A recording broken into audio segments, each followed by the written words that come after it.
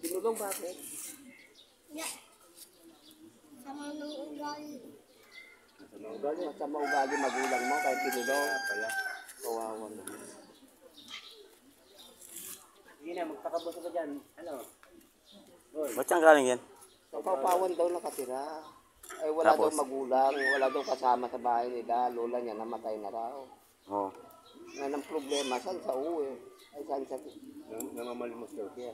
Namamalimos siya. Di wala na sa bahay niya sa Papawan. Ewan ko, saan bahay niyo sa Papawan? Saan sa Papawan? Block 35. Sa Block, din sa Block 35. Taga-Binangunan mga nandun Wala yan. Taga Papawan daw, nagagala.